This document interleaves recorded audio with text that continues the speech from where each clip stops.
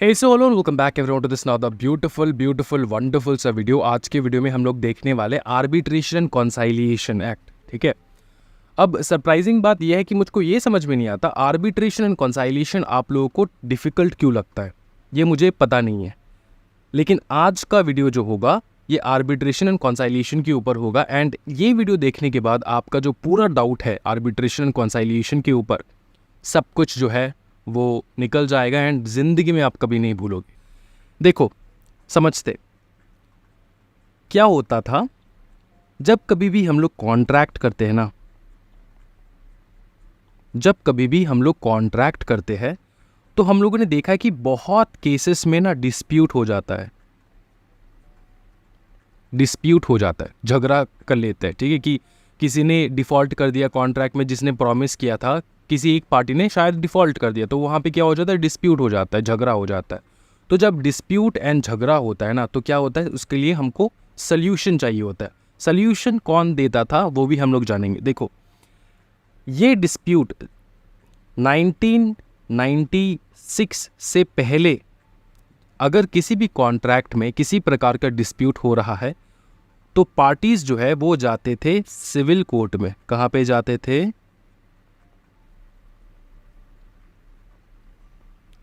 Civil court में जाते थे वो लोग। ठीक है, क्यों सिविल कोर्ट में जाते थे? क्योंकि उनका डिस्प्यूट जो है वो उनको निपटाना है।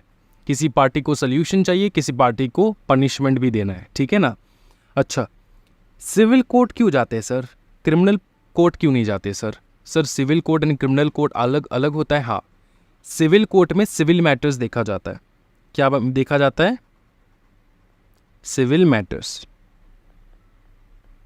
ठीक है, सिविल मैटर्स, छोटे मोटे मैटर्स। क्रिमिनल कोर्ट में किसी ने किसी का मर्डर कर दिया, ठीक है, किसी ने बैंक लूट लिया, ठीक है, किसी ने ये तुम्हारा आतंकवादी वाला हमला कर दिया, टेररिस्ट वाले एक्टिविटीज़, ये सारा क्रिमिनल प्रोसीजर कोड, वो क्रिमिनल कोर्ट्स में जाता है वो चीज़। सिविल मैटर में क्या होता है, किसी ने किसी इंसान का नुकसान कर दिया, छोटा मोटा नुकसान कर दिया, या फिर कोई कॉन्ट्रैक्ट किया था जो टूट गया है ना, ये सारे मैटर्स जाते हैं सिविल कोर्ट्स में। अच्छा, अब जब सिविल कोर्ट में मैटर जाता था ना, तो दिक्कत ये आता था कि सिविल कोर्ट में भाई मेरे तीन चीज़ें आते थे, प्रॉब्लम्स, तीन प्रॉब्लम्स आते थे। ठीक है, सिविल कोर्ट में 3 प्रॉब्लम्स। पहला प्रॉब्लम ये आता था कि सर सिविल कोर्ट में ना बहुत ज़्यादा टाइम कंज्यूमिंग है।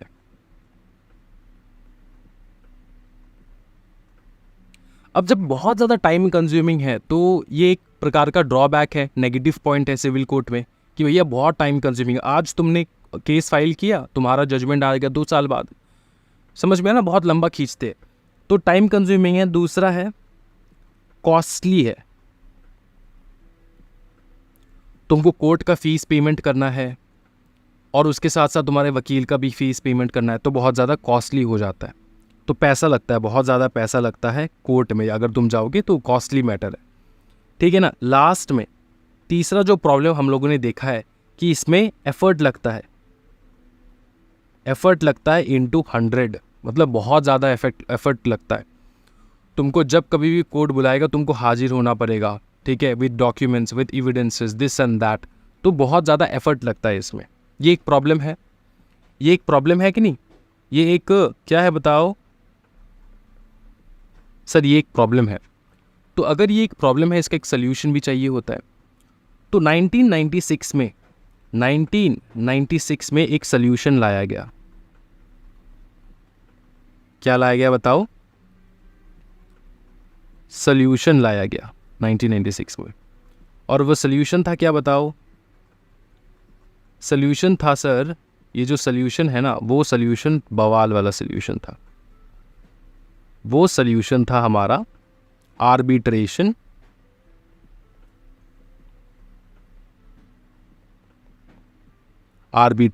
एंड कंसाइलिएशन। कंसाइलिएशन बाद में देखेंगे हम लोग। आर्बिट्रेशन देखो, आर्बिट्रेशन एक्ट, ठीक है, या फिर आर्बिट्रेशन लॉ लिखते हैं हम लोग। आर्बिट्रेशन लॉ लाया गया कहाँ पे? 1996 में। एक्चुअली आर्बिट्रेशन एक्ट आया था, आर्बिट्रेशन एंड कॉन्साइलिएशन एक्ट 1996, ये दोनों एक साथ आते हैं। ठीक है ना। आर्बिट्रेशन एंड कंसाइलेशन एक्ट कितना बताओ, 1996। अभी हम लोग आर्बिट्रेशन देख रहे हैं तो हम लोग सिर्फ आर्बिट्रेशन लिखा है मैंने यहाँ पे, ठीक है। तो आर्बिट्रेशन का पिक्चर जो है ना, यहाँ से उसका पिक्चर स्टार्ट होता है, यहाँ से उसका स्टार्ट होता है कि भैया आर्बिट्रेशन लाया क्यों गया है, आर्बिट्रेशन जो है ये क्या हेल्प करता है, वो कौन सा लॉ था जो पहले हम लोगों ने लाया था और वो जो डिफेक्टिव था या फिर बहुत दिक्कत था, एंड जिसको अभी हम लोग यहाँ पर इम्प्रूव कर रहे हैं बाय आर्बिट्रेशन। तो सिंपल चीज़ है कि पहले अगर कोई डिस्प्यूट होता था तो हम लोग जाते सिविल कोर्ट में, और वहाँ पे क्या क्या होता था, टाइम कंज्यूमिंग है, कॉस्टली है, एंड एफर्ट बहुत ज़्यादा लगता है, एफर्ट इंटू 100 लगता है। तो इसका सोल्यूशन है आर्बिट्रेशन लॉ 1996। क्या समझ में आ रहा है? ठैन टैडान, ये इंट्रोडक्शन है अपना आर्बिट्रेशन लॉ 1996 या फिर आर्बिट्रेशन कंसाइलेशन एक्ट 1996। समझ में आ चुका है? अच्छा, इसमें एडवांटेजेस क्या है? इसमें 3 एडवांटेजेस है। 3 एडवांटेजेस है। एक है less time consuming, less time consuming. आपको जो है ना, आपका सोल्यूशन 1 दिन में भी मिल सकता है, 1 घंटे में भी मिल सकता है, 1 वीक में भी मिल सकता है, 1 मंथ में भी मिल सकता है। समझ में आ रहा है? ये डिपेंड करता है आपने किस प्रकार का आर्बिट्रेशन करना है, ठीक है। वो हम लोग आगे जाके सीखेंगे कि आर्बिट्रेशन कैसे करते हैं, लेकिन अभी समझ लो कि इसका टाइम कंज्यूमिंग जो है ना बहुत कम है, लेस टाइम कंज्यूमिंग है। ये कभी भी आप जो है इसका सोल्यूशन निकाल सकते हो, ठीक है। समझ में आ चुका है? कॉस्टली तो है ही नहीं, लेस कॉस्ट, बहुत कम पैसा लगता है इसमें आर्बिट्रेशन में, ठीक है। जो आर्बिट्रेटर बनता है, जो आपका आर्बिट्रेशन करवाता है, उसको थोड़ा बहुत फीस देना पड़ता है आपको, एंड बाकी जो है वो हो जाता है, इतना ज़्यादा कंज्यूमिंग नहीं है, कॉस्टली नहीं है, ठीक है। लास्ट में है बहुत लेस लगता है एफर्ट, तो एफर्ट आपको कम देना है कहाँ पे? आर्बिट्रेशन में। तो ये हो गया अपना advantages of what arbitration over going to any kind of civil court. समझ में आ रहा है? एक चीज़ बहुत ध्यान देना है, आर्बिट्रेशन जो है ना, इसमें कौन से मैटर्स हम लोग सॉल्व कर सकते हैं? Which matters can we solve through arbitration? Which matters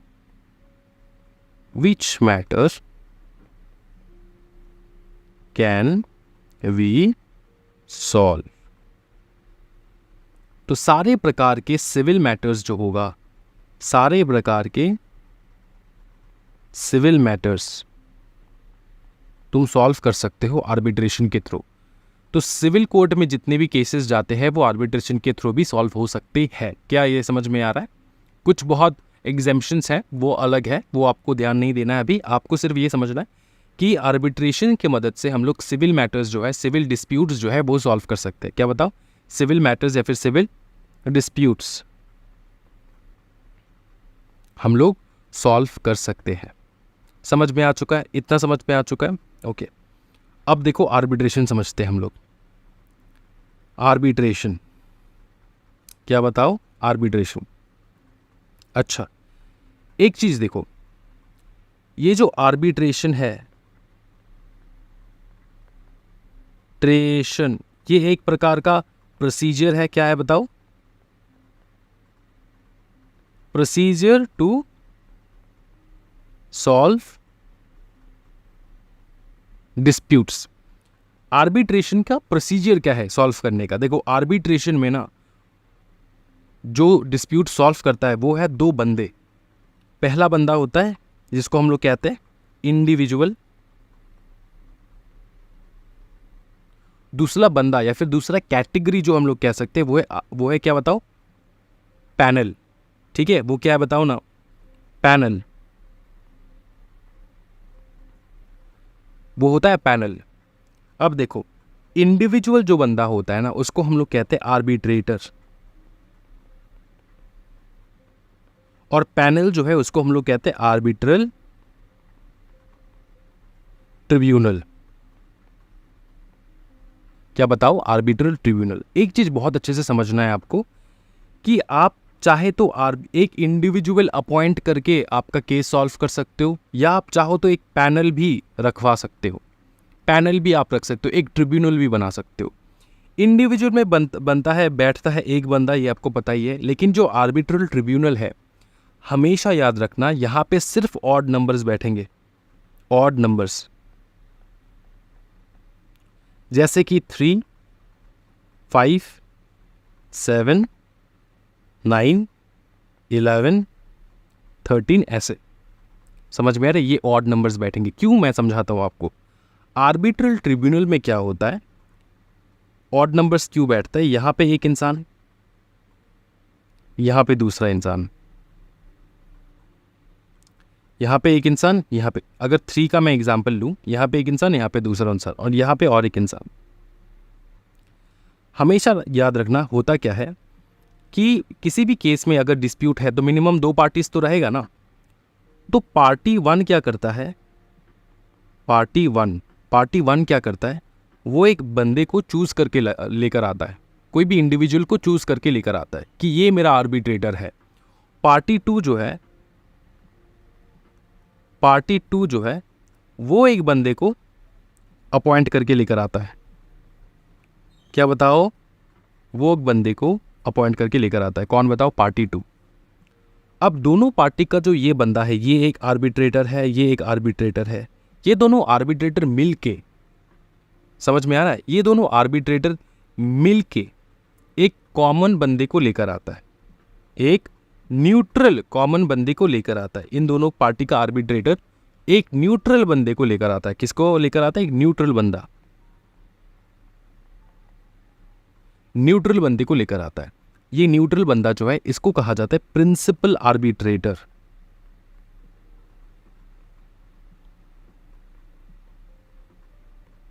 principal arbitrator, इसको क्या कहा जाता है? Principal arbitrator. ये समझना। अब ये न्यूट्रल बंदा चाहिए क्यों? देखो, सिंपल चीज है, इस बात को समझना है। जब दो बंदे लेकर आएंगे तो ये पार्टी, इस पार्टी ने जो इस बंदे को लेकर आया, देखो, इस पार्टी ने जिस बंदे को लेकर आया, जो अपना आर्बिट्रेटर लेकर आया, ये तो इस पार्टी का बेनिफिट के लिए वो सोचेगा ना। अब इस पार्टी ने इस आर्बिट्रेटर को लेकर आया, ये आर्बिट्रेटर भी इसी पार्टी के बेनिफिट के लिए सोचेगा। लेकिन अपने को चाहिए डिस्प्यूट सॉल्व करना। दोनों पार्टी के जो आर्बिट्रेटर्स है वो अपने अपने पार्टी को सपोर्ट करेगा तो डिस्प्यूट कैसे सॉल्व होगा? इसलिए दोनों पार्टी एक न्यूट्रल बंदे को लेकर आता है। दोनों आर्बिट्रेटर एक न्यूट्रल बंदे को लेकर आता है, जिसको कहा जाता है प्रिंसिपल आर्बिट्रेटर। फिर जाके ये तीनों मिलके डिसाइड करता है, डिसीजन जो है वो आता है। समझ में आ रहा है कि किसका गलती है, किसका गलती नहीं है, किस प्रकार का कंपेंसेशन होने वाला है, किस प्रकार का पनिशमेंट, कंपेंसेशन, जो कुछ भी है वो ये 3 बंदे मिलके देते हैं। अगर आपको इतना झमेला नहीं चाहिए कि 3 बंदा कैसे, तो आप एक बंदे से भी काम चला सकते हो। क्या बताओ? आप एक बंदे से भी काम चला सकते हो। एक बंदा भी तुम्हारा पूरा प्रॉब्लम का सल्यूशन कर सकता है। एक बंदे को लेकर आ जाओ। अब ये जो एक बंदा रहेगा, ये जो एक बंदा रहेगा यहाँ पे, ये हमेशा याद रखना, ये दोनों पार्टी के सहमति से ये बंदा आएगा। समझ में आया? दोनों पार्टी के सहमति से ये बंदा आने वाला है। समझ में आ रहा है? अब ये आर्बिट्रेशन के बारे में तुमको समझ में आ चाहिए, ये आर्बिट्रेशन होता कैसे है। अब हम लोग प्रोसेस देखेंगे कि कैसे हम लोग इस इंडिविजुअल को अपॉइंट करेंगे, क्या रूल्स रहेगा, कैसे हम लोग इस पैनल को अपॉइंट करेंगे, क्या रूल्स रहेगा। और अगर हम लोग इस पैनल को अपॉइंट ही नहीं कर पाए, हम और या फिर इस इंडिविजुअल को अपॉइंट ही नहीं कर पाए, जो डिस्प्यूटेड पार्टीज है वो अगर इनकैपेबल है पैनल को अपॉइंट करने में या फिर इंडिविजुअल को अपॉइंट करने में, उनसे हो ही नहीं रहा है, ठीक है, तो क्या होगा? उस केस में क्या होगा वो भी हम लोग देखने वाले। क्या ये समझ में आ रहा है? अब तक यहाँ तक पूरा क्लियर है कि नहीं, पहले ये बताओ। यहाँ तक सब कुछ क्लियर है भाई मेरे? कोई टेंशन वाली बात नहीं है? बहुत ज़्यादा बवाल हो रहा है। अब जो नेक्स्ट क्वेश्चन हम लोग एड्रेस करेंगे ना, वो क्वेश्चन है द प्रोसेस। क्या बताओ? The process of arbitration, process of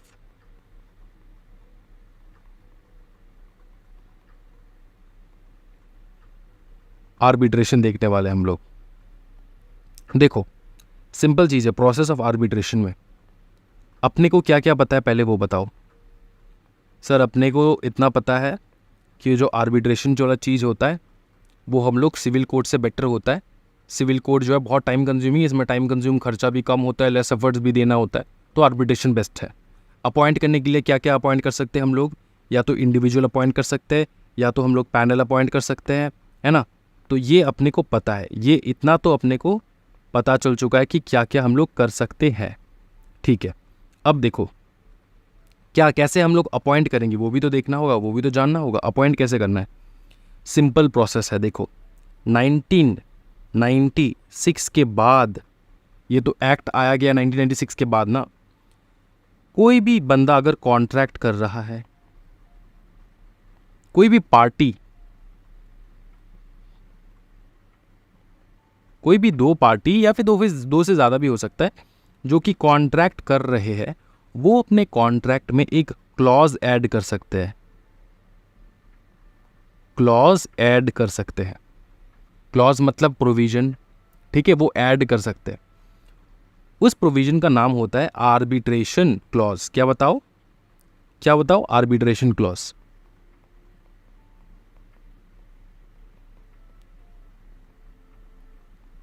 मतलब कॉन्ट्रैक्ट जब हम लोग बना रहे हैं तभी हम लोग आर्बिट्रेशन क्लॉज जो है वो लिख सकते हैं कॉन्ट्रैक्ट में, कि अगर बाई चांस हमारे बीच में किसी भी प्रकार का डिस्प्यूट हुआ तो वो आर्बिट्रेशन से सॉल्व होगा। ये हम लोग ऐड कर सकते हैं हमारे कॉन्ट्रैक्ट में, एक क्लॉज ऐड कर सकते हैं जिसको हम लोग कहते हैं आर्बिट्रेशन क्लॉज। उस क्लॉज में लिखा क्या होगा? उस क्लॉज में लिखा होगा कि फ्यूचर में we have any kind of conflict, we will solve this by arbitration. समझ में आ चुका है?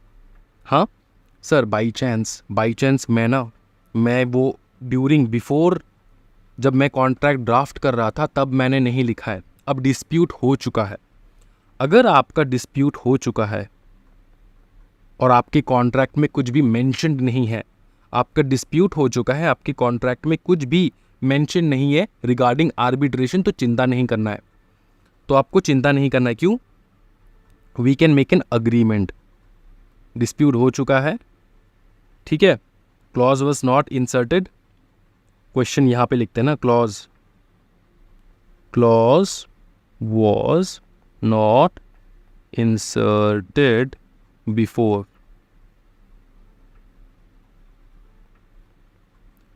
तो क्या करेंगे हम लोग? अग्रीमेंट कर सकते, एक अग्रीमेंट बना सकते हैं। हम लोग डिस्प्यूट के वक्त ही एक अग्रीमेंट ड्राफ्ट कर सकते हैं, एक एग्रीमेंट बना सकते हैं। We can make an agreement after the dispute, agreement after the dispute, after the dispute to solve बताओ ना, टू सॉल्व क्या सॉल्व करेंगे? द इशू, जो भी इशू हो रहा है, द इशू थ्रू आर्बिट्रेशन। क्या समझ में आ रहा है? इतना समझ में आ रहा है? तो या तो आप कॉन्ट्रैक्ट के पहले, बिफोर डिस्प्यूट से बिफोर, डिस्प्यूट के बिफोर भी तुम जो है, डिस्प्यूट के बिफोर भी तुम कर सकते हो, डिस्प्यूट के आफ्टर भी तुम कर सकते हो, डिस्प्यूट के आफ्टर भी तुम क्लॉज ऐड कर सकते हो। क्या बताओ ना?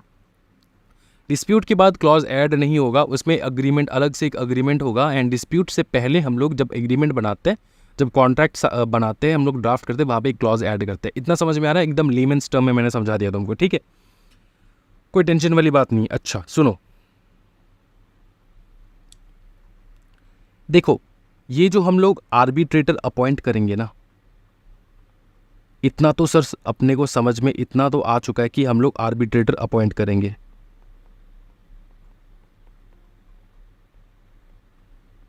डिस्प्यूटेड पार्टीज अपॉइंट करेगा, या तो इंडिविजुअल अपॉइंट कर सकता है या तो पैनल अपॉइंट कर सकते हैं वो लोग। अच्छा, लेकिन किस बंदे को अपॉइंट करेंगे as arbitrator? Who can be an arbitrator? ये है क्वेश्चन मार्क, कि कौन बंदा बन सकता है arbitrator? Who is that person who can be an arbitrator? ये है क्वेश्चन मार्क। तो आर्बिट्रेटर जो है ना, कोई भी बन सकता है, एनीबडी।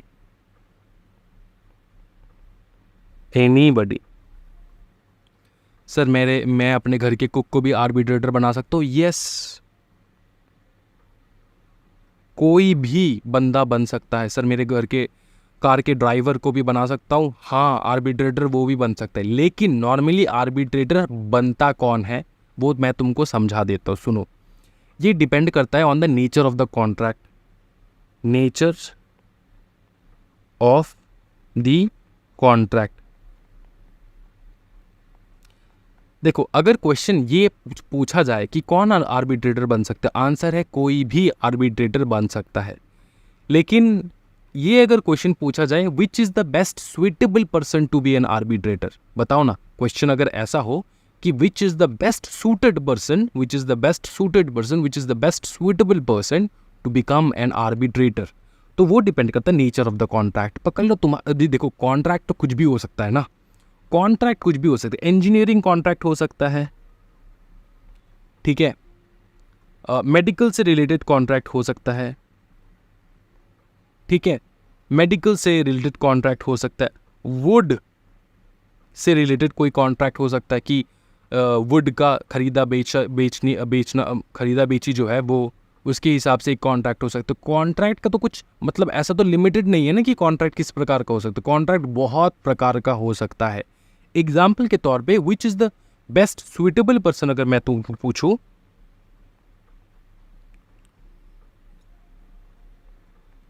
बेस्ट सूटेड पर्सन, तो वो डिपेंड करता है अपना नेचर ऑफ द कॉन्ट्रैक्ट के ऊपर, ये डिपेंड करता है नेचर ऑफ द कॉन्ट्रैक्ट के ऊपर। अगर आपका इंजीनियरिंग कॉन्ट्रैक्ट है तो ऑब्वियस सा बात है, जो आर्बिट्रेटर आप लोग अपॉइंट करोगे, जो आर्बिट्रेटर आप लोग अपॉइंट करेंगे, उसका बैकग्राउंड जो है, उसका बैकग्राउंड इंजीनियरिंग का होना चाहिए, तब ना जाके तुम्हारा वो लोग समझेंगे। तुमने जो कॉन्ट्रैक्ट किया वो अगर पकड़ लो इंजीनियरिंग कॉन्ट्रैक्ट किया, तुमने एक मेडिकल वाले स्टूडेंट को बना लिया है आर्बिट्रेटर, तो वो कैसे वो इसका सोल्यूशन दे सकता है। तो बेस्ट सूटेबल बंदा कौन हो सकता है, सूटेबल बंदा वो हो सकता है जिसका नेचर होगा, उस कॉन्ट्रैक्ट का नेचर जो है उसके हिसाब से। तो आप मेडिकल वाले कॉन्ट्रैक्ट में तो इंजीनियर को नहीं बना सकते, सूटेबल नहीं होगा ना, वैसे बना सकते हो कि नहीं, हाँ मेडिकल वाले कॉन्ट्रैक्ट में इंजीनियर भी बन सकता है एज ए आर्बिट्रेटर, आपकी मम्मी भी बन सकता है, आपके पापा भी बन सकता है, प्रोवाइडेड दैट जो पार्टीज हैं वो सहमति दे रहे हैं, वो अग्री कर रहे हैं कि ठीक है कि हाँ ये आर्बिट्रेटर बनेगा, तो आर्बिट्रेटर पार्टीज डिसाइड करते हैं। लेकिन अगर क्वेश्चन ये पूछा जाए कि कौन सा बंदा सबसे सूटेबल रहेगा for becoming an arbitrator, then you have to answer it depends upon the nature of the contract. And example के तौर पे कि मेडिकल का कॉन्ट्रैक्ट में मेडिकल वाले बंदे बनेंगे एज अ आर्बिट्रेटर, है ना, इंजीनियरिंग की कॉन्ट्रैक्ट में इंजीनियरिंग वाले बंदे बनेंगे as an arbitrator, so that वो लोग डिसीजन जजमेंट अच्छे से दे पाए। क्या ये समझ में आ रहा है? ठीक है, एक बात हमेशा याद रखना, हमें हमेशा याद रखना कि जो आर्बिट्रेटर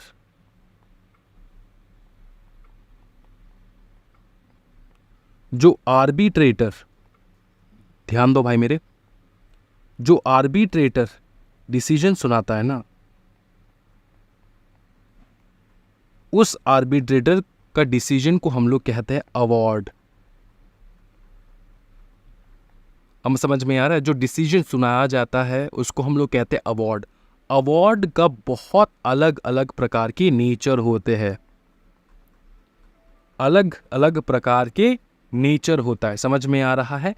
और जो ये आर्बिट्रेटर तुम्हारा काम करके देगा तुमको, इसका फीस क्या होगा, इसका फीस हमेशा तुम्हारे आर्बिट्रेशन अग्रीमेंट जो होगा ना उसमें मेंशन्ड होगा। अच्छा एक बात बताओ, तुम जो आर्बिट्रेटर को अपॉइंट करोगे उसको भी तो बोलना है ना कि हाँ मैं एज एन आर्बिट्रेटर बैठूंगा, या फिर एज एन आर्बिट्रेटर जो मतलब मैं सिलेक्ट होता हूँ, मैं ये हाँ जो है राज़ी होता हूँ, मैंने अपना कंसेंट दे रहा हूँ कि ठीक है मैं आर्बिट्रेटर बनूंगा। तो ये भी तो एग्रीमेंट में लिखा होगा ना, consent of the person who wants to be an arbitrator, तो वहाँ पे उसके फीस भी मेंशन होगा, मेंशन इन द कॉन्ट्रैक्ट या फिर अग्रीमेंट। देखो कॉन्ट्रैक्ट तो अगर बिफोर तुम्हारा डिस्प्यूट है तो कॉन्ट्रैक्ट होगा, उसके बाद तो तुम अग्रीमेंट करोगे ना डिस्प्यूट के बाद, अगर तुम इलेक्ट कर रहे हो किसी बंदे को एज एन आर्बिट्रेटर। क्या ये समझ में आ रहा है? इतना क्लियर है, कोई टेंशन वाली बात नहीं है, इतना पूरा एकदम प्रॉपरली क्लियर हो चुका है। हाँ जी, अच्छा जो जजमेंट आर्बिट्रेटर सुनाता है, जैसे हम लोग नहीं कहते कि कोर्ट ने जो जजमेंट सुनाया उसको हम लोग कहते हैं क्या, बताओ ना, उसको हम लोग कहते हैं, बताओ क्या, डिक्री या फिर ऑर्डर, हम लोग कहते हैं ना कोर्ट ने जो जजमेंट सुनाया है उसको हम लोग डिक्री या फिर ऑर्डर, और जो आर्बिट्रेटर जजमेंट सुनाता है उसको हम लोग कहते हैं अवार्ड। क्या बताओ? जो आर्बिट्रेटर जजमेंट सुनाता है उसको हम लोग कहते हैं अवार्ड। ठीक है, अच्छा एक बहुत बड़ा क्वेश्चन है, एक बहुत बड़ा क्वेश्चन है जो आपको पूछना है, आपको डरना नहीं है, आपको पूछना है कि सर एक बात बताओ, अब ये जो अवार्ड है ना या फिर ये जो अग्रीमेंट है, ये जो अग्रीमेंट होगा या फिर अवार्ड होगा, इसका लैंग्वेज क्या होगा?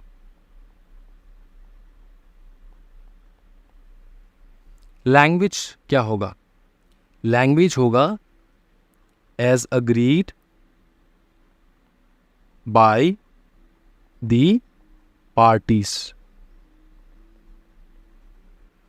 पार्टीज ने जो अग्री किया वही होगा लैंग्वेज। अच्छा एक चीज समझना, पार्टीज में बंगाली लोग हैं,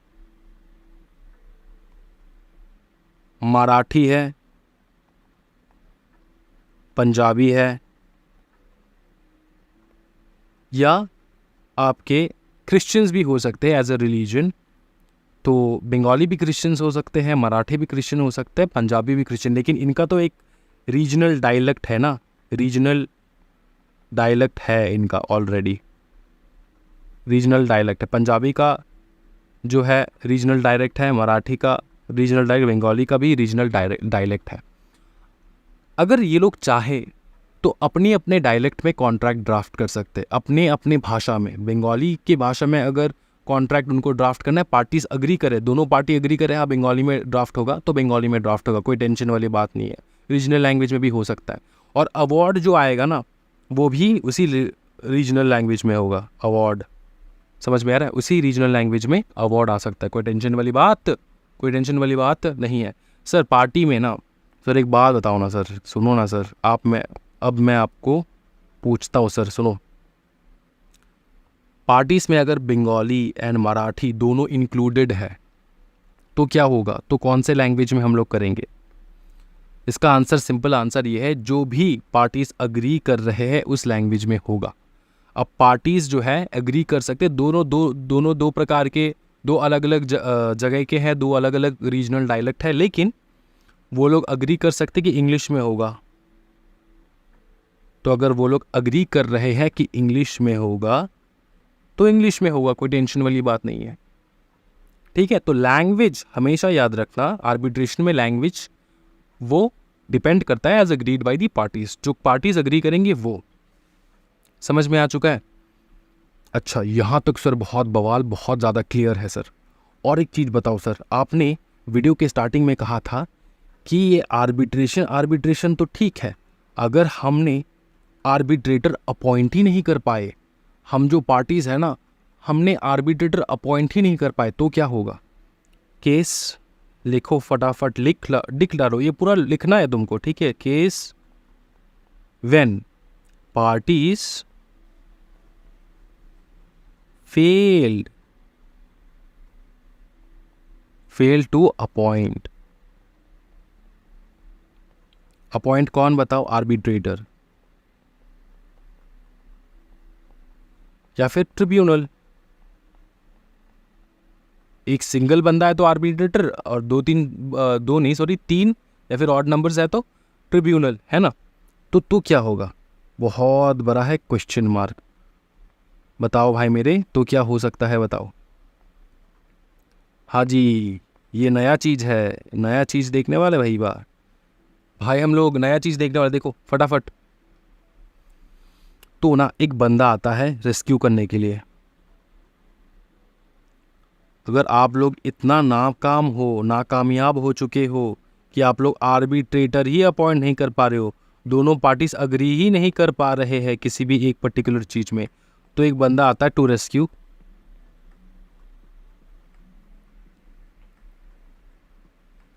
बंदे का नाम है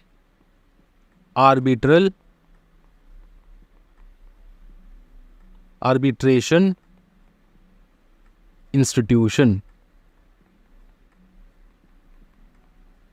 ये एक इंस्टीट्यूशन है। बंदे का नाम क्या बताओ? Arbitration institution. ठीक है, और जब भी आर्बिट्रेशन इंस्टीट्यूशन आएगा तो आर्बिट्रेशन इंस्टीट्यूशन का अलग अलग टाइप्स है। ग्रेड किया गया है उनको, grade A, grade B, grade C, grade D, ऐसे करके अलग अलग। ठीक है, तो आर्बिट्रेशन इंस्टीट्यूशन को ग्रेडेड किया जाता है, ग्रेडेड बाय दी, बताओ इससे भी बड़ा एक बंदा होता है, कौन बताओ? हाँ, arbitration council of India, council of India. ठीक है, तो आर्बिट्रेशन इंस्टीट्यूशन जो है, आर्बिट्रेशन इंस्टीट्यूशन जो है, इनको ग्रेड किया जाता है by arbitration council of India. ठीक है, ग्रेड में जैसे कि ग्रेड का मतलब होता है अलग अलग कैटेगरीज बनाते हैं, जैसे कि होगा grade A, grade B, grade C, इस प्रकार के ग्रेडेड सिस्टम में इसका होता है एग्जिस्टेंस। ठीक है, इतना समझ में आ रहा है? क्लियर है? हाँ जी, ओके। ये जो आर्बिट्रेशन काउंसिल ऑफ इंडिया है, इसके बारे में थोड़ा हम लोग पढ़ते हैं। देखो, arbitration council of India,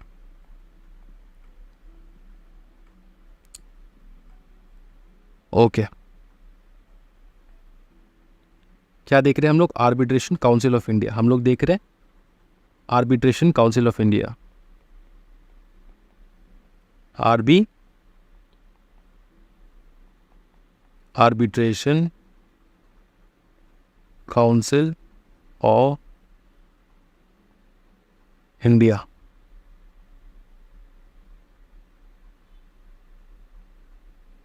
arbitration council of India के बारे में थोड़ा बहुत हम लोग देखेंगे। ये क्या है? ये एक बॉडी कॉरपोरेट है,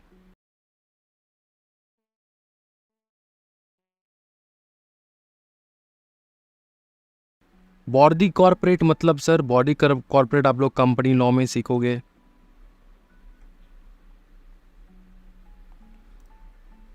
ठीक है, समझ में आ रहा है? बॉडी कॉरपोरेट है मतलब, बॉडी कॉरपोरेट मतलब जिसका एक कॉमन सील हो, जिसका एक सेपरेट लीगल एग्जिस्टेंस हो, एक बॉडी कॉरपोरेट जिसका कॉमन सील हो, उसका लीगल एग्जिस्टेंस हो, और तो और जिसके पास कैपेसिटी है, कैपेबिलिटी है to sue and also to be sued, to enter into contracts, वो लोग कॉन्ट्रैक्ट भी कर सकते हैं। समझ में आ रहा है? तो वो होता है बॉडी कॉरपोरेट, जो कि आप लोग कंपनी लॉ में सीखोगे। ठीक है, अच्छा, दूसरा देखो, इसमें कौन कौन बैठते हैं पता है? एक चेयरमैन बैठता है, वन चेयरमैन, एक चेयरमैन बैठेगा 5 मेंबर्स के साथ, 5 मेंबर्स के साथ बैठेगा एक चेयरमैन, 5 मेंबर्स के साथ बैठेगा एक चेयरमैन। ये जो चेयरमैन है, इसका टेन्योर क्या रहता है? इसका टेन्योर रहेगा 3 साल और 70 ईयर्स ऑफ एज, 3 साल या फिर 70 ईयर्स ऑफ एज। इसका मतलब ये होता है, पकड़ लो, इसको अपॉइंट, किसी भी बंदे को अपॉइंट किया गया 70 years of age, whichever is earlier. ठीक है, ये दोनों में earlier, whichever is earlier. क्या इतना याद रख पाओगे? कोई टेंशन वाली बात नहीं है, विच एवर इज अर्लियर।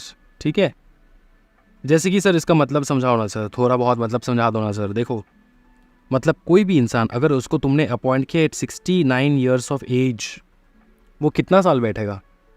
एक ही साल बैठ पाएगा, 1 ईयर बैठ पाएगा। क्यों?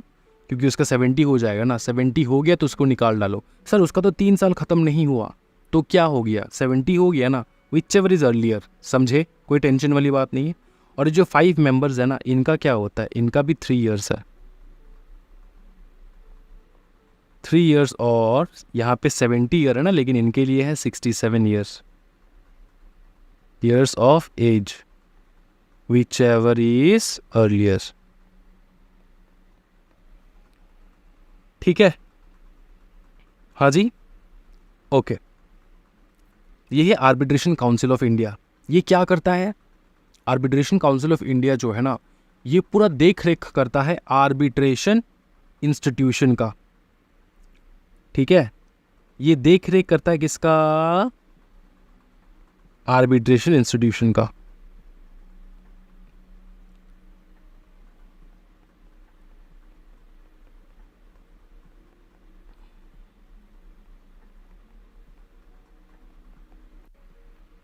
इसको ग्रेड करता है, आर्बिट्रेशन इंस्टीट्यूशन को ग्रेड कौन करता है?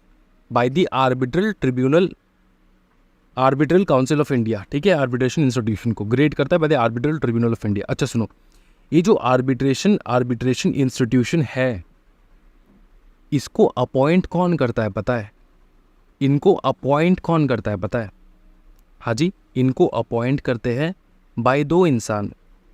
दो इंसान नहीं होता है, लेकिन मैं इंसान के तौर पे तुमको बता रहा हूँ सो दैट तुमको याद रहे। बाय दो लोग अपॉइंट करते। एक होता है हाई कोर्ट,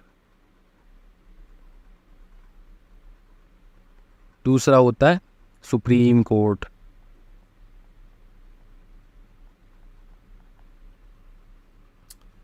ठीक है, high court and supreme court. अच्छा, हाई कोर्ट जिस आर्बिट्रेशन इंस्टीट्यूशन को अपॉइंट करते हैं ना, वो सारे मैटर्स देखते हैं, एक्सक्लूडिंग वो वाले मैटर्स जो सुप्रीम कोर्ट ने किसी दूसरे आर्बिट्रल इंस्टीट्यूशन को बना के रखा है उस मैटर्स को देखने के लिए। जैसे कि सुप्रीम कोर्ट जिन आर्बिट्रेशन इंस्टीट्यूशन को बनाते हैं ना, वो आर्बिट्रेशन इंस्टीट्यूशन सिर्फ इंटरनेशनल मैटर्स देखते हैं, और जो नेशनल मैटर होता है वो सारा उन आर्बिट्रल इंस्टीट्यूशन देखता है जो हाई कोर्ट ने बना के रखे हैं। समझ में आ रहा है? इंटरनेशनल मैटर यहाँ पे आता कैसे? इंटरनेशनल मैटर यहाँ पे आता कैसे? जब भी इंटरनेशनल मैटर मैं कहूँ, इसका मतलब ये होता है, मैं ये बता रहा हूँ तुमको,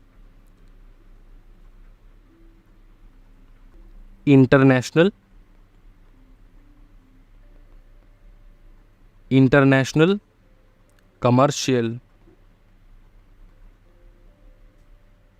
आर्बिट्रेशन। याद रखना, इंटरनेशनल मैटर्स मतलब इंटरनेशनल कमर्शियल आर्बिट्रेशन। तभी जाके सुप्रीम कोर्ट अपॉइंट करता है किसी आर्बिट्रेशन इंस्टीट्यूशन को जो कि इंटरनेशनल कमर्शियल आर्बिट्रेशन देखता है। एंड जो नेशनल वाला है, जो कि मतलब लोकल वाले, नेशनल वाले, इंटरनेशनल वाले नहीं, वो हाई कोर्ट ने जिस आर्बिट्रेशन इंस्टीट्यूशन को अपॉइंट कर रखा है वो। अब देखो, तुम हो एक इंसान, ठीक है, जिसने कॉन्ट्रैक्ट किया और कॉन्ट्रैक्ट तुम्हारा सक्सेसफुल नहीं हुआ, तुमको इसका सल्यूशन चाहिए, तो तुमने सोचा आर्बिट्रेशन से करेंगे। अब तुम आर्बिट्रेशन के लिए आर्बिट्रेटर भी अपॉइंट नहीं कर पा रहे हो, तो तुम किसके पास जाओगे? तुम जाओगे आर्बिट्रेशन इंस्टीट्यूशन के पास। अब कौन से वाले आर्बिट्रेशन इंस्टीट्यूशन? इंटरनेशनल मैटर्स जो डील करते हैं उनके पास जाओगे, या नेशनल मैटर्स जो डील करते हैं उनके पास? तो नेशनल मैटर्स जो डील करते हैं उनके पास जाओगे। और वो जो नेशनल मैटर्स डील करते हैं ना, उन आर्बिट्रेशन इंस्टीट्यूशन को हाई कोर्ट अपॉइंट करता है, और जिन मैटर्स को इंटरनेशनल वाले हैं वो सुप्रीम कोर्ट अपॉइंट करता है। अब इंटरनेशनल कमर्शियल आर्बिट्रेशन का मतलब समझो। इंटरनेशनल कमर्शियल आर्बिट्रेशन का मतलब होता है any one of both the party,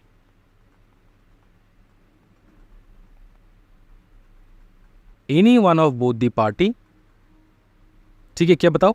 any one of both the party belongs to a foreign land।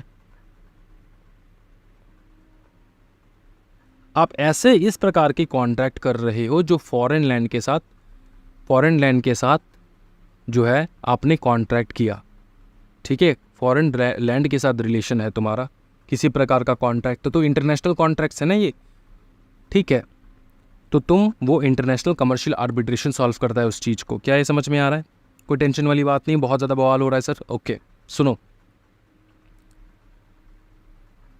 ये पूरा था तुम्हारा राम कथा जो हम लोगों ने सीखा है ये आर्बिट्रेशन का। अब यहाँ से यहाँ तक जो मैंने यहाँ पे पूरा यहाँ पे करवाया है ना, ये वाला, ये तुमको लिख लेना है कहीं पे, ठीक है, ये तुमको लिख लेना है कहीं पे, अच्छे से लिख लेना है। अभी ख़त्म नहीं हुआ है, कुछ चीज़ें मैं तुमको एक्सप्लेन करूँगा। देखो, तुम हो ढीठ इंसान, क्या बताओ ना, ढीठ। कौन से कैटेगरी के इंसान हो तुम भाई मेरे? ढीठ इंसान है सर हम। अच्छा, तुम हो ढीठ इंसान। अब कुछ ऐसे केसेस देखेंगे जहाँ पे केस 1, ठीक है, फेल्ड टू अपॉइंट आर्बिट्रेटर,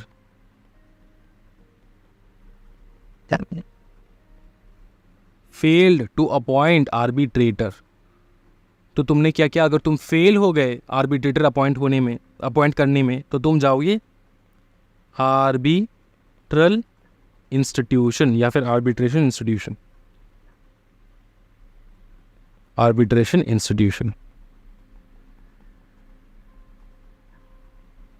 ठीक है। अब अगर नेशनल मैटर्स है तो नॉर्मल वाले के पास जाओगे, अगर इंटरनेशनल मैटर्स है तो सुप्रीम कोर्ट वाले के पास जाओगे। ठीक है। अच्छा, हाई कोर्ट वाले एंड ये सुप्रीम कोर्ट वाले। ठीक है, इतना समझ में आ रहा है। Case 2, didn't like the arbitrator,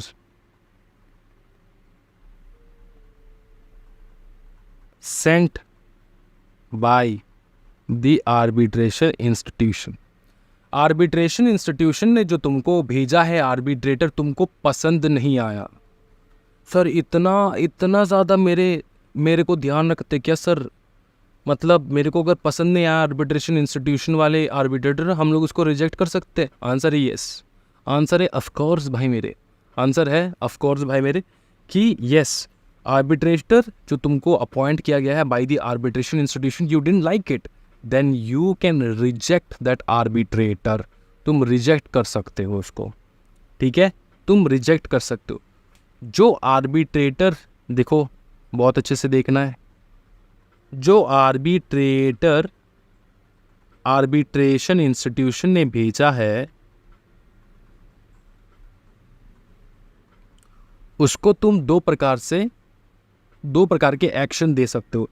पहला एक्शन है कि तुमने अग्री किया, ठीक है मैं मानता हूं कि ये मेरा आर्बिट्रेटर है, मेरे को पसंद है। दूसरा है तुमने डिसअग्री किया। डिसअग्री का मतलब होता है चैलेंज करना। समझ में आ रहा है? डिसअग्री का मतलब होता है चैलेंज करना। तो अगर तुमने अग्री किया तो तुम्हारा तो आर्बिट्रेशन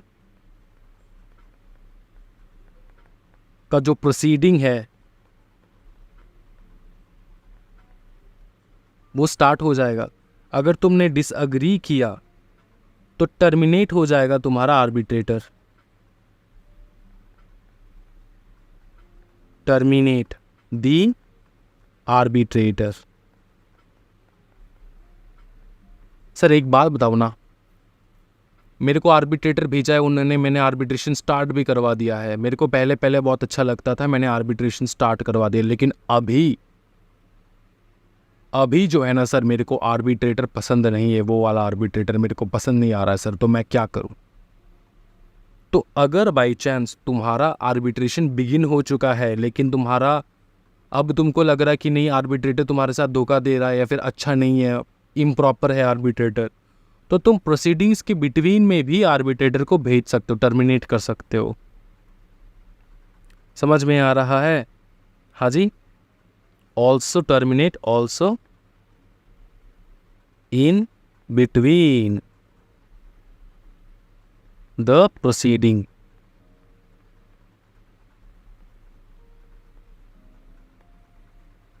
तुम उसको भेज सकते हो वापस। तुम करो टर्मिनेट, भाई तुम टर्मिनेट हो चुके हो, हमको पसंद नहीं है, तुम दूसरा आर्बिट्रेटर भेजो।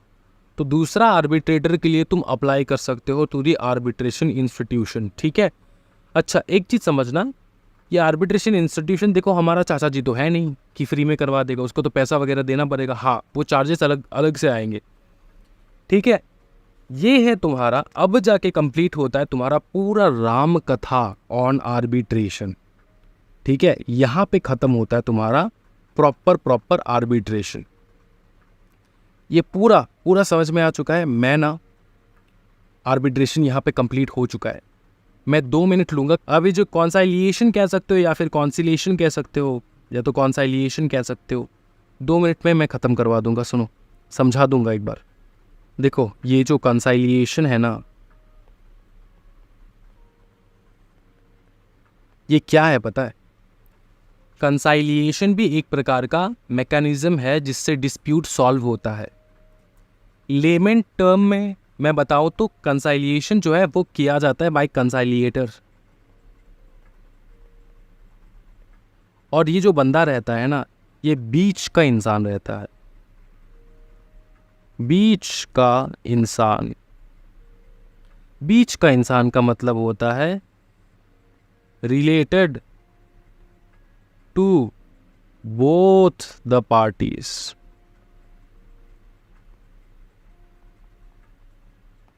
रिलेटेड टू बताओ भाई मेरे, बोथ द पार्टीज, दोनों पार्टीज के साथ रिलेशन है, दोनों पार्टीज के साथ रिलेशन है, ठीक है। कंसाइलिएशन जो है ना वो normally is done by family members. Family is normally done by family members, ठीक है। और ये फैमिली मैटर्स में ही सॉल्व होता है, फैमिली मैटर्स में झगड़ा लग गया, ठीक है। और ये नॉर्मली जो है ना वो एल्डर्स ऑफ द फैमिली वो देखते हैं इन सारी चीज़ को। कंसाइलिएटर जो है वो एल्डर्स ऑफ द फैमिली बनते हैं। एग्जाम्पल के तौर पर समझाओ ना सर। एग्जाम्पल इंडिया का या तो मैं कहूँ वर्ल्ड का सबसे बड़ा कंसाइलिएशन जो है वो हुआ है अंबानीज़ के बीच में। अंबानीज़ के बीच में हुआ है सबसे बड़ा कंसाइलिएशन। जब धीरूभाई अंबानी गुजर चुके थे तब अनिल अंबानी एंड मुकेश अंबानी के बीच में सारे कंपनीज जो है ना वो स्प्लिट हुआ। छोटे छोटे सारे कंपनीज जो है, मैक्सिमम कंपनीज गया अनिल के पास, लेकिन सारे छोटे छोटे कंपनीज थे। एंड बड़े बड़े कंपनीज 2 3 4 वो गए मुकेश के पास, जैसे कि रिलायंस वो आया मुकेश भाई के हाथ में। ठीक है, समझ में आ रहा है ना? तो ऐसे होता है। और इनका कंसाइलेशन किया गया था बाय देयर मदर। ये है कंसाइलेशन का छोटा सा एक हिस्सा जिससे तुमको कंसाइलेशन मैंने एक्सप्लेन कर दिया। आर्बिट्रेशन भी खत्म हो चुका है। एक चीज़ बहुत ध्यान देना है, ये वीडियो अपलोड हो रहा है यूट्यूब पे सारे डाउट्स क्लियर करने के लिए। और यहाँ से भी तुम अगर एग्जामिनेशन में लिख दोगे ना, ये भी समझ के अगर तुम चले गए एग्जामिनेशन में, तब भी तुम बहुत अच्छे प्रकार से ना मार्क्स स्कोर कर पाओगे। कंसेप्ट तो समझ में आ चुका होगा। अब हम लोग जो है मार्किंग करेंगे यहाँ से। इसमें मार्किंग करते करते हम लोग अवार्ड भी देखेंगे, कंसाइलेशन भी देखेंगे एंड आर्बिट्रेशन तो देखेंगे, मीडिएशन भी देखेंगे। अच्छा, कंसाइलेशन में मैं आपको एक चीज़ बता देता हूँ कि कुछ जो चीज़ें हैं जो है आपके सिलेबस से मार्क्ड आउट किया गया है, अंडरस्टूड, इस चैप्टर में से। अब वो जो चीज़ है वो मैंने इंक्लूड नहीं किया है यहाँ पे नोट्स में, अंडरस्टूड। जो नोट्स में है बस वही पढ़ के आपको आगे बढ़ना है फॉर योर एग्जामिनेशन। सबसे पहले हम लोग देखेंगे यहाँ पे, और मैंने बहुत सारे चार्ट्स वगैरह बना रखा है सो दैट आपको इजी हो जाए चीज़ों को बार बार रिवाइज करते हुए। थोड़ा थोड़ा करके मैंने बना के फिर I made a chart of the summary कि यहाँ से यहाँ तक कितना पड़े, तो आपको 2 3 4 चार्ट दिख जाएंगे, बहुत ब्यूटीफुल चार्ट दिख जाएंगे। चलो स्टार्ट कर रहे हैं हम लोग। पर्पस तो तुमको पता ही है दोस्तों, पर्पस मैंने आपको बता दिया है, governs domestic international arbitration conciliation enforcement of awards. इसको कहा जाता है alternate dispute resolution, lays down the procedure for arbitration and mediation. एक चीज तुमको समझा देता हूं मैं, ये जो एडीआर है, एडीआर मतलब जो जीडीआर एडीआर वो नहीं, अमेरिकन डिपॉजिटरी रिसीट वो नहीं, this is alternate dispute resolution in JIGL। ठीक है, एडीआर है, यह है alternate dispute resolution. Now this is the main बाप, इसके अंदर में आता है तुम्हारा ऑल्टरनेट। क्या कौन से वेज है बताओ? ऑल्टरनेट वेज है हमारे आर्बिट्रेशन, हमारे वे से आर्बिट्रेशन, कंसाइलिएशन, मीडिएशन।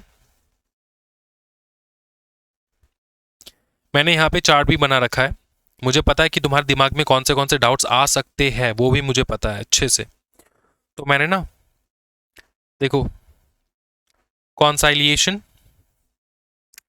रुक जाओ आ गया, ये डिफरेंस बिटवीन आर्बिट्रेशन कंसाइलिएशन मैंने यहाँ पे बता रखा है, ठीक है, चार्ट बना रखा है। तो थोड़ा टाइम निकाल के ना नोट्स को अच्छे से पढ़ लेना एग्जामिनेशन से पहले, तुमको बहुत मदद होने वाला है, अंडरस्टूड। चलो आगे बढ़ने वाले हम लोग। चलो मार्किंग करेंगे हम लोग। मीडिएशन हम लोगों ने देख रखा है। Governs institutional mediation, community mediation and enforcement of mediated settlement agreements. Types of arbitration में आता है एडहॉक आर्बिट्रेशन। बहुत ही ब्यूटीफुल कंसेप्ट है एडहॉक आर्बिट्रेशन, मतलब conducted independently by parties without institutional involvement. Parties decide procedure, seat and fees. क्या ये समझ में आ रहा है? यह है एडहॉक आर्बिट्रेशन। ठीक है, एडहॉक आर्बिट्रेशन सबसे इजी एंड सबसे ब्यूटीफुल, सबसे कॉस्ट फ्रेंडली होता है। इसमें कोई रूल्स नहीं होता, इसमें रूल्स कोई नहीं बना सकता। एडहॉक आर्बिट्रेशन में कोई रूल्स नहीं बनाता, रूल्स बनाते हो तुम खुद। ठीक, समझ में आ रहा है? तुम खुद बनाओगे रूल्स। यहाँ पे कोई इंस्टीट्यूशनल जो है हेल्प नहीं चाहिए होता है एडहॉक में। एडहॉक जो है पार्टीज जो है वही बनाते हैं रूल्स, वही रेगुलेशन बनाते हैं, वही कंसिडर करते हैं कि कौन बैठेगा कौन नहीं बैठेगा। अंडरस्टूड? और यहाँ पे किसी प्रकार का इंस्टीट्यूशनल इन्वॉल्वमेंट नहीं रहता है। यह एडहॉक आर्बिट्रेशन एग्जामिनेशन में आ चुका है। रीड करना इसको अच्छे से। Institutional arbitration managed by and established by arbitration institution, जैसे कि ICC, ICA, LCIA. Institutions rules apply करता है यहाँ पे। ठीक है, अच्छा आगे देखेंगे। एक है डोमेस्टिक आर्बिट्रेशन, दूसरा है इंटरनेशनल आर्बिट्रेशन। इंटरनेशनल आर्बिट्रेशन में तुमको ये पता होना चाहिए कि at least one party is foreign, तब जाके वो होता है इंटरनेशनल आर्बिट्रेशन। ठीक है, ओके।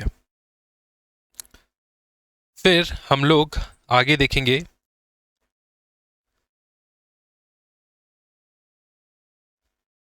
सर ये एक्सप्लेनेशन जो है प्रॉपरली नहीं है क्या इनके ऊपर? पूरा एक्सप्लेनेशन है, आगे है, तो हम लोग यहाँ पे सिर्फ टेबल बना के एक रीड फॉर्मेट का एक जो है ना, तुमको बस ओवरव्यू देने के लिए कि चलो ये एग्जामिनेशन में क्या करोगे। एग्जामिनेशन में इतना बड़ा बड़ा पैराग्राफ पढ़ोगे नहीं ना, याद करने के लिए यही देखने वाले हो, तुम देख के जाने वाले हो। ओके, चलो आगे देखो फटाफट। कौन से डिस्प्यूट्स है जो आर्बिट्रेशन की मदद से सॉल्व नहीं हो सकता? पहला है क्रिमिनल ऑफेंसेस, दूसरा है मैट्रिमोनियल डिस्प्यूट्स, फिर है insolvency wind up matters, testamentary matters जो विल से रिलेटेड है, फिर है guardianship, custody, trust related disputes. ये जो है ये आपके आर्बिट्रेशन के थ्रू सॉल्व नहीं हो सकते। ठीक, कोर्ट जाना होता है। फिर इधर आ जाओ, डेफिनेशंस तुम घर में बैठ के आराम से डेफिनेशंस रीड करना। ठीक है, डेफिनेशंस को आराम से घर में बैठ के रीड करना। वैसे तो पता ही है तुमको ये सब क्या है। ओके, आर्बिट्रेशन यहां से शुरू हो रहा है। An arbitration agreement means an agreement by the parties to submit to arbitration all or certain disputes which have arisen or may arise between them in respect of defined legal relationship whether contractual or not। तो ये एक legal definitions है, legal term है, इसको याद कर लेना।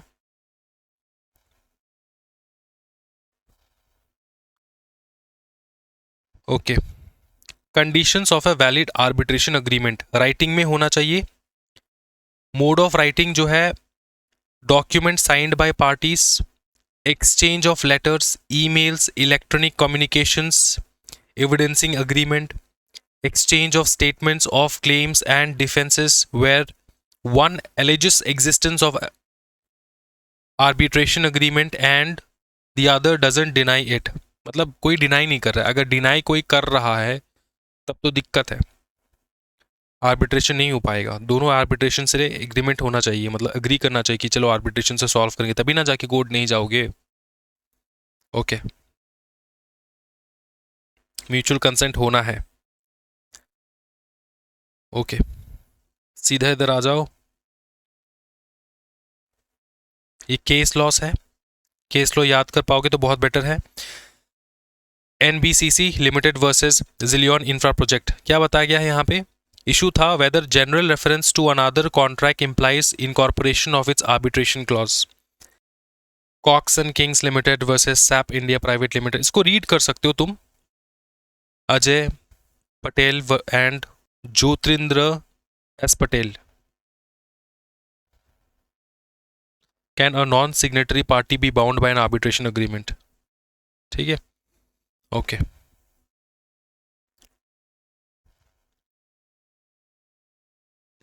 देखो अगर कोर्ट में गया तुम्हारा कोई भी मतलब कोई भी केस कोर्ट में गया,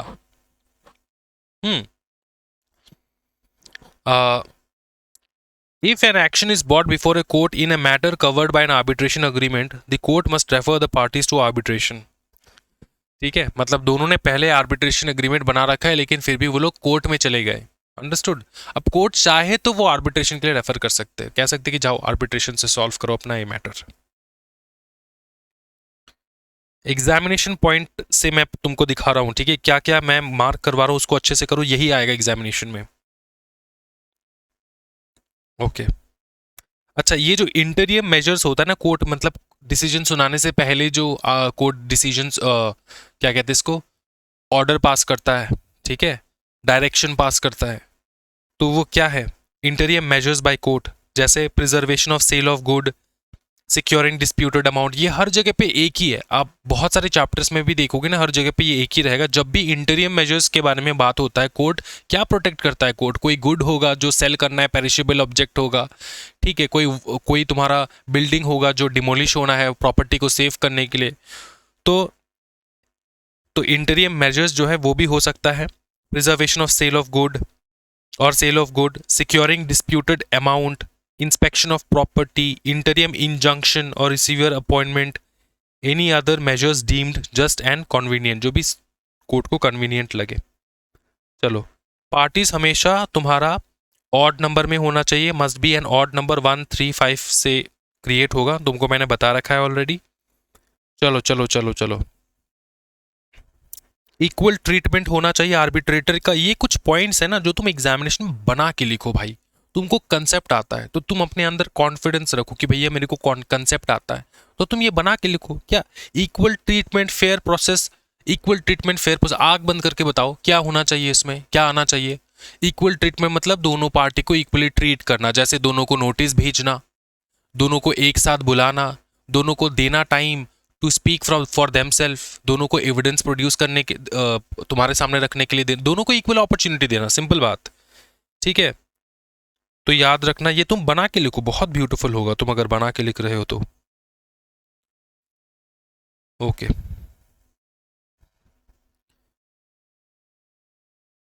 okay. Power of court and arbitral tribunal. Appointment of arbitrators. Parties are free to agree on the procedure for appointing the arbitrators. The number of arbitrators must be odd. Appointment mechanism, if no agreement, मतलब अगर तुम्हारा कोई agreement पहले से नहीं था तो क्या होगा. अपॉइंटमेंट मैकेनिज्म, 3 आर्बिट्रेटर रहेगा, ईच पार्टी अपॉइंट करेगा 1 arbitrator, both appoint presiding arbitrator, क्योंकि मैंने तुमको बता रखा है 2 अपॉइंट करेंगे दोनों पार्टी, और तीसरा जो है प्रिसाइडिंग या फिर प्रिंसिपल आर्बिट्रेटर अपॉइंट करेगा. Sole arbitrator, if parties fails to agree, court makes the appointment, court बनाएगा, अपॉइंटमेंट करेगा कोर्ट, ठीक है. पार्टीज फेल हो गए अपॉइंट करने में. देखो, तुमने तुम्हारे जीजा जी को बुलाया, उसने उसके जीजा जी को बुलाया, दोनों सहमत नहीं है, तो सोल आर्बिट्रेटर बन नहीं पा रहा है, कौन बनाएगा, कोर्ट. कोर्ट अपॉइंट करेगा अपने सोल आर्बिट्रेटर को, ठीक. देखो, कभी कभार ना तुम चैलेंज कर सकते हो, ग्राउंड्स ऑफ चैलेंज, कि आर्बिट्रेटर्स वगैरह जो है वो अपॉइंटेड हो चुका है. अब काफ़ी बार क्या होता है, आर्बिट्रेटर जो है कुछ छुपा लेता है, तो छुपाने के केसेस में क्या हो जाता है दिक्कत. देखो, before accepting appointment an arbitrator must disclose in writing any circumstances likely to give rise to justifiable doubt as of his independence और इम्पार्शियलिटी. क्या वो इंडिपेंडेंट है कि नहीं. पकड़ ले, सोल आर्बिट्रेटर एक को अपॉइंट किया, पता चला ये दोनों पार्टी का, एक पार्टी का कोई रिलेटिव है और इसको पता भी नहीं है, दूसरे बंदे को पता भी नहीं है, तो उसको अपना जो इंडिपेंडेंस है वो बताना होगा कि भाई मैं इंडिपेंडेंट हूँ, मैं किसी पार्टी से नहीं आता, मैं कहीं से नहीं आता, मैं यहाँ पे आया हूँ आर्बिट्रेशन करने के लिए एंड सोल आर्बिट्रेटर बनने के लिए एंड पैसा लेकर घर जाने के लिए, क्योंकि जो कि मेरा फीस है, ठीक है. देखो, हिज पास्ट और present relationship with the parties और subject matter, his ability to devote sufficient time to complete proceeding within the time limit. Obviously, अगर वो टाइमली तुम्हारा जो है आर्बिट्रेशन कंप्लीट ना कर पाए, दिक्कत हो जाएगा, तो इन सारे केसेस में तुम चैलेंज कर सकते हो, ठीक है. अच्छा, यहाँ पे 2 शेड्यूल्स है, एक है 5th शेड्यूल, दूसरा है 7th शेड्यूल. इसको याद कर लो, बहुत काम में आएगा. एग्जामिनेशन में कोट करने में बहुत काम में आएगी। एग्जामिनर जो है ना, जो आंसर पेपर चेकर है, वो आश्चर्यचकित हो जाएगा, वो फैन हो जाएगा तुम्हारा। फिफ्थ शेड्यूल क्या कहता है? List of situations giving rise to justifiable doubt about independence, वो लिस्ट जिससे डाउट अराइज होता हो। सेवेंथ शेड्यूल में जो लिस्ट है, list circumstances disqualifying a person from being appointed as an arbitrator. दोनों में हल्का सा डिफरेंस है। फिफ्थ शेड्यूल में जो है डाउट, रीजनेबल डाउट जो है वो अराइज होता है, और सेवन्थ शेड्यूल में कोई डाउट अराइज नहीं होता। ये तो वो है जो डिस्क्वालीफाई कर देता है। तो अगर आपने किसी भी आर्बिट्रेटर को अपॉइंट किया और वो आर्बिट्रेटर शेड्यूल 7 में जो भी लिस्ट है उसमें से कोई भी पॉइंट अगर अट्रैक्ट कर लेते हैं अपने टूवर्ड्स, तो फेल हो जाएगा। If a person falls under any of the item of 7th schedule, automatically ineligible हो जाएगा। तो ये दो जो है तुम्हारा ब्रह्मास्त्र है, तुम रख सकते हो तुम्हारे पास 5th schedule and 7th schedule को याद करके कि अच्छा एग्जामिनेशन में कोई क्वेश्चन आ गया तो मैं ऐसे कोट कर दूंगा, तो एग्जामिनर भी फिदा हो जाएगा जो भी चेक करेगा तुम्हारे आंसर को। ओके, चैलेंज करने का प्रोसीजर। चैलेंज क्यों करोगे, मैंने पहले भी बता दिया था कि ये जो है, ये इसका ड्यूटी है आर्बिट्रेटर का, ये डिस्क्लोजर का। अगर ये डिस्क्लोजर जो है वो नहीं दे पा रहा है तो तुम चैलेंज कर दोगे, या फिर वो डिस्क्लोजर दिया लेकिन फिर भी तुमको डाउट आ रहा है बाद में, तो तुम चैलेंज करोगे। पार्टी में challenge the arbitrator with in 15 days of becoming aware of the grounds. जैसे ही किसी इंसान को पता चले कि कोई तो कुछ तो गड़बड़ है, उससे 15 दिन के अंदर अंदर जो है वो चैलेंज करेगा। Challenge decided by the arbitral tribunal itself. If challenge fails, tribunal continues proceeding. Award can be later be challenged. ये तो award challenge तो बाद में challenge हो सकता है, कोई दिक्कत नहीं है। Termination of mandate. Incapacity. If arbitrator becomes de jure or de facto unable to perform functions. ठीक है, de jure and de facto क्या मतलब पता है तुमको? देखो, facto का मतलब क्या होता है? fact, in fact, ठीक है। तो ये है फैक्ट, और ये है डी जूर का मतलब होता है लॉ, ठीक है। By law and in fact, ये बाय लॉ और ये इन फैक्ट, याद रखना, ठीक। अनरिजनेबल डिले है, विड्रॉवल, म्यूचुअल कंसेंट, विड्रॉवल कर दिए। Mandate terminates if arbitrator withdraws और बोथ पार्टीज अग्री। दोनों पार्टी ने अगर अग्री कर लिया म्यूचुअल कंसेंट से तो ठीक है, आर्बिट्रेशन खत्म। और या फिर आर्बिट्रेटर खुद विड्रॉ कर ले अपने आप को तो खत्म हो जाता है। Terminate of mandate.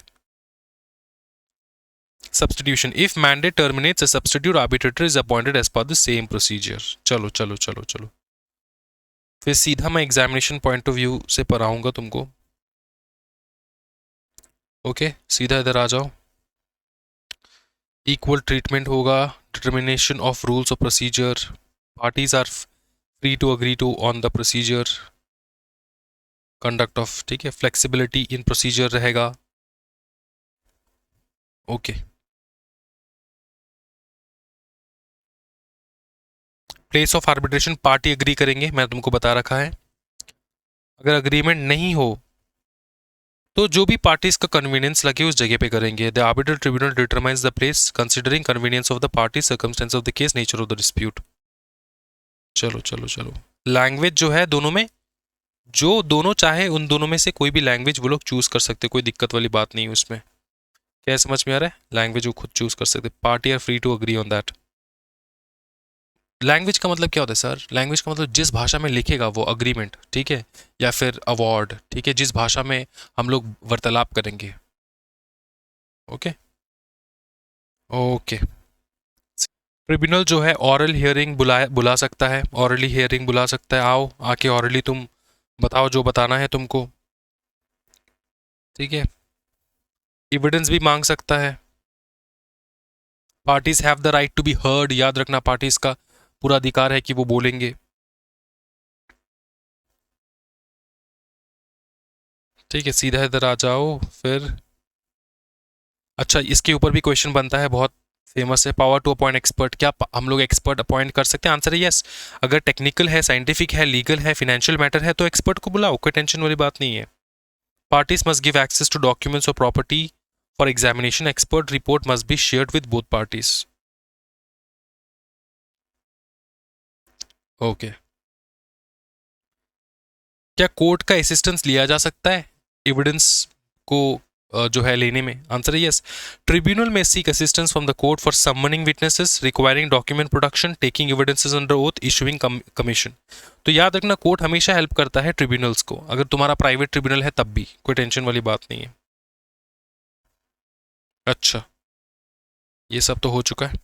Place of arbitration language, यहाँ से ना तुम यहाँ से कर लेना एग्जामिनेशन में 10 मिनट पहले कैसे पढ़ोगे, यहीं से पढ़ोगे तुम, ठीक। ओके, अवार्ड, ये जो अवार्ड है वो मैं तुमको कराने वाला हूं। अवार्ड क्या होता है कि दोस्तों देखो, जो भी आर्बिट्रेशन का डिसीजन होगा या फिर हम लोग कहे जजमेंट, उसको कहा जाता है अवार्ड। अब अवार्ड के काफी सारे फीचर्स है जो एग्जामिनेशन में पूछे जाते हैं, वही मैं तुमको दिखा रहा हूं, रुक जाओ। आर्बिट्रेशन या फिर arbitral award must be made within 12 months from the date tribunal enters upon reference. ठीक है, जिस दिन से स्टार्ट हुआ उसके 12 महीने के अंदर अंदर अवार्ड आपको दे देना चाहिए। एक्सटेंशन हो सकता है 6 महीने का, by mutual consent of parties, allowed without court intervention. लेकिन अगर उससे भी ज्यादा बियॉन्ड 18 मंथ्स का अगर तुमको चाहिए एक्सटेंशन, तो बाय कोर्ट। सर 18 का कैलकुलेशन कैसे? नॉर्मली तुमको 12 महीने आएगा और यहाँ पे 6 महीना, तो आ रहा है 18, है कि नहीं दोस्तों? आ रहा है 18, आ रहा है ना? तो अगर इससे भी ज़्यादा चाहिए तुमको, then you have to take court का ऑर्डर। याद रख लियो दोस्तों। देखो, एक होता है fast track procedure. Fast track procedure में दोनों पार्टी एग्री करने होंगे। अगर दोनों पार्टी कह रहे कि हाँ फास्ट ट्रैक करवा दो, तो फास्ट ट्रैक का नियम ये होता है कि tribunal shall consist of a sole arbitrator तो होना चाहिए, dispute decided on written submission या फिर ऑरल हियरिंग। ठीक है, फटाफट जो भी तुम्हारा सबमिशन है, रिटन सबमिशन या फिर ऑरल हियरिंग है, उससे तुम्हारा डिसीजन आ जाए। 6 महीने के अंदर अंदर तुम्हारा डिसीजन आता है फास्ट ट्रैक प्रोसीजर में। Award to be made within 6 month from the date tribunal enters upon reference. ये लोअर कॉस्ट है, क्विकर रिजोल्यूशन है, लिमिटेड ऑरल आर्ग्यूमेंट्स होता है, इंक्रीज एफिशिएंसी रहता है, जल्द जल्द हो जाता है ये। देखो, ये आता है तुम्हारा इंपॉर्टेंट से इंपॉर्टेंट, ये सब अवार्ड से रिलेटेड पढ़ रहे हैं हम लोग, तो ये अवार्ड तुमको राइटिंग में होना चाहिए, साइन होना चाहिए, ठीक है। मेजॉरिटी सिग्नेचर होना चाहिए फॉर मल्टीपल मेंबर ट्रिब्यूनल, ठीक है। और तुमको बताना भी है कि सिग्नेचर किसका क्यों मिसिंग है, अगर बहुत सारे ट्रिब्यूनल मेंबर्स है तो। State reasons for the award unless party agreed otherwise और it is award on agreed terms. याद रखना एक चीज, अगर पार्टी ने अपने आप ही अवार्ड मतलब डिसाइड कर लिया कि भैया हम लोग ने आर्बिट्रेशन के लिए सोचा था, लेकिन अब हम लोग सोच रहे हैं कि छोड़ देते आर्बिट्रेशन को, हम लोग अपने आप डिसाइड कर लेंगे, तो आर्बिट्रेटर्स ने तो अवार्ड दिया नहीं होगा, तो उसमें आर्बिट्रेटर्स रिकॉर्ड क्या करे, अवार्ड का रीजन रिकॉर्ड क्या करे? आर्बिट्रेटर सिर्फ ये बताएगा कि भैया उन्होंने म्यूचुअली अग्रीमेंट कर लिया है, ठीक है। तो अवार्ड में जो है ना, रीजन तब नहीं बताया जाता अगर उन्होंने पार्टीज अग्रीड अदरवाइज, ठीक है। डेट प्लेस मेंशन करोगे, provide cost and allocation, cost between parties, ठीक है, कॉस्ट कितना लगा, खर्चा कितना लगा, ये सब बताओगे। Delivery of award, copy sign each parties को जाएगा। फिर इधर आ जाओ, करेक्शन हो सकता है अवार्ड का, हाँ, with in 30 days of receipt of award. Correction किन चीज़ों के ऊपर होगा? रिक्वेस्ट करेगा ट्रिब्यूनल को, भैया टाइपोग्राफिकल एरर है, 3,000 का फाइन लगाना था आपने, 30 लाख का फाइन लगा दिया बाय मिस्टेक, टाइपोग्राफिकल एरर है, कंप्यूटेशन एरर है। या फिर कोई एक पार्ट, अगर तुमको जो आर्बिट्रेटर ने अवार्ड बनाया वहां पे कोई चीज तुमको समझ में नहीं आ रहा, तो तुम जाके पूछ सकते हो उसको, 30 दिन ही है तुम्हारे पास। Make an additional award on a claim presented but omitted from award, मतलब तुमने अवार्ड बताया था लेकिन लिखने के टाइम में तुमने मेंशन नहीं किया। ट्रिब्यूनल सुओ मोटो भी करेक्शन कर सकता है विद इन 30 डेज, ठीक है। ये बस यही बात है।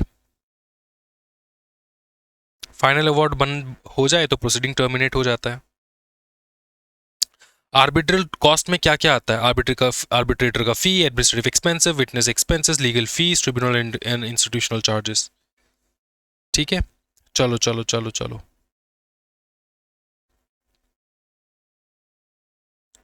Grounds to set aside an award, मेरे को बताया था मैंने कि कौन से टाइम में तुम अवार्ड को सेट डिसाइड कर सकते हो, बहुत इंपॉर्टेंट है, एग्जामिनेशन में बार बार आता है। Incapacity of party, invalid agreement है, पार्टीज इनकैपेसिटी में था, इनवैलिड अग्रीमेंट है, नो प्रॉपर नोटिस, और सीधी बात नोटिस ही तुमको याद रखना है, no proper notice, no proper notice और inability to present case, notice नहीं मिला, अपने आप ही वो लोग क्या क्या डिसाइड करके अवार्ड छाप दिए पूरा।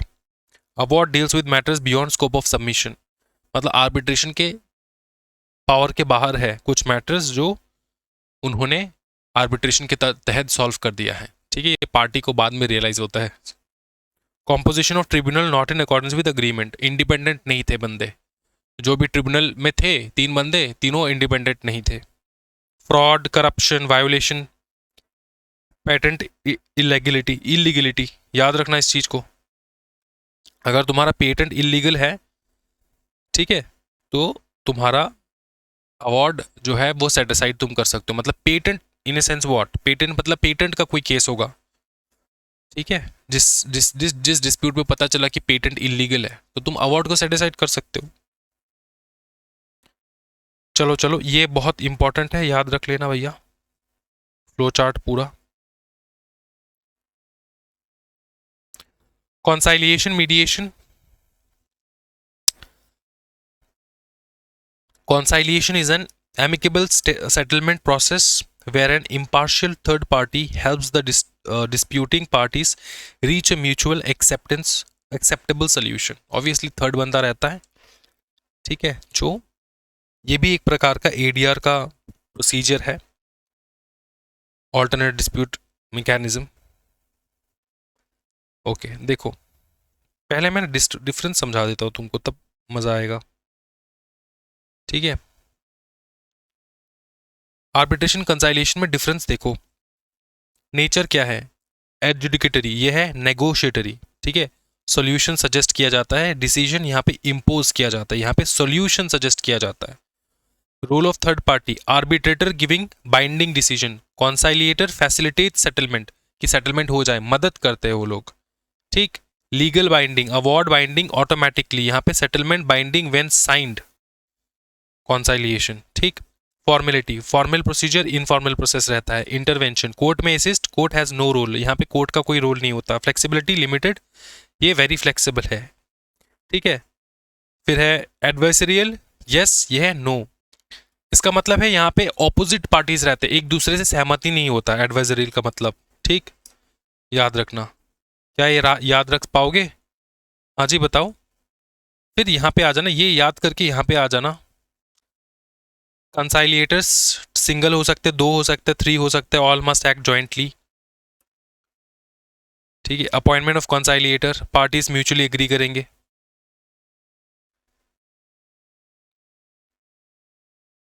अगर 3 कंसाइलिएटर है तो दोनों पार्टी एक एक करके फिर बोथ सिलेक्ट करेंगे प्रिसाइडिंग कंसाइलिएटर, असिस्ट करेगा, ठीक है। देखो कंसाइलिएशन मतलब असिस्टेंस, कंसाइलिएशन का दूसरा नाम असिस्टेंस लिख दो,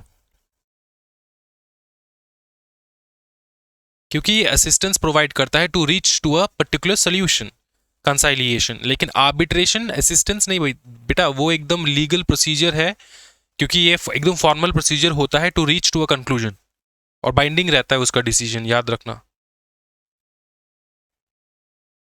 ये प्रोसीजर ऑफ कंसाइलिएशन जो है ये तुमको याद कर लेना है, ठीक है। फिर सीधा इधर आ जाओ दोस्तों, मीडिएशन आ गया यहाँ पे। मीडिएशन भी इनफॉर्मल ही है, फॉर्मल नहीं है ये। मीडिएशन मतलब process where mediator facilitates voluntary resolution of disputes between parties. इन तीनों में एक ये जो डिफरेंस है ना, मैं ये ढूंढ रहा था, ये तीनों में एक कॉमन डिफरेंस जो तुमको जिंदगी भर भूलने नहीं देगा कि इन तीनों में क्या डिफरेंस है बेसिक। आर्बिट्रेशन जो है ये हमेशा एडजुडिकेटरी होता है, एग्जैक्टली लाइक कोर्ट। कंसाइलिएशन जो है ये होता है फैसिलिटेटिव, ये फैसिलिटेट किया करता है to come to a particular decision. समझ में आ रहा है, मतलब हेल्प किया जाता है to come to a particular decision. Mediation जो है ये होता है एक प्रकार का नेगोशिएटरी सेटलमेंट। नेगोशिएटरी क्या होता है बताओ? सेटलमेंट होता है एक प्रकार का, समझ में आ रहा है। इंडिया का सबसे बड़ा मीडिएशन केस कौन सा था पता है? इंडिया में सबसे बड़ा कंसाइलिएशन एंड मीडिएशन केस जो था, वो वैसे तो बहुत सारे केसेस है, लेकिन वन ऑफ द मोस्ट जो मीडिएटरी केस था वो था तुम्हारा Anil Ambani versus Mukesh Ambani. Understood? Mukesh versus Anil, जहाँ पे supreme court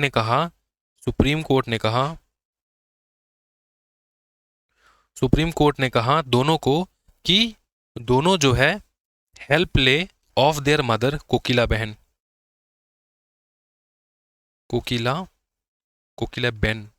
Ben Ambani mother के, so that they can reach to a decision. मतलब नेगोशिएटरी वर्क चल रहा था ना यहाँ पे, नेगोशिएटरी काम चल रहा था, क्योंकि अनिल एंड मुकेश के बीच में नेगोशिएशन चल रहा था कि कौन कौन से इंडस्ट्रीज, कौन कौन से तुम्हारा कंपनीज रखेगा। क्या ये समझ में आ रहा है? तो यही थे उनके माताश्री ने ये नेगोशिएशन करवा के दिया दोनों के बीच में कि ये तुम रखेगा, ये तुम रखेगा। क्या ये समझ में आ रहा है? तो this is the basic difference between all this three. Lecture बहुत ज़्यादा बड़ा हो रहा है, and this is a marathon class. मैं जितना हो पाए मैंने करवा दिया। आई होप कि तुमको कोई डाउट नहीं रहेगा। I am 100% sure. ठीक है, सिर्फ छोटी छोटी चीज़ें जो है जैसे कॉम्पोजिशन, फंक्शन, ये तुम नोट्स मैंने प्रोवाइड कर दिए। घर में बैठ के रीड तो तुमको ही करना होगा ना, पढ़ाई तो तुमको ही करना होगा। बाकी समझाने का जो भी टॉपिक है मैंने समझा दिया है, इसमें कुछ है नहीं कि तुम नहीं समझ सकते। Is it clear? Am I very much clear? तो आज की वीडियो में इतना ही दोस्तों। Thank you so much. Happy learning guys, bye bye, take care. मिलते हैं अगले वीडियो में।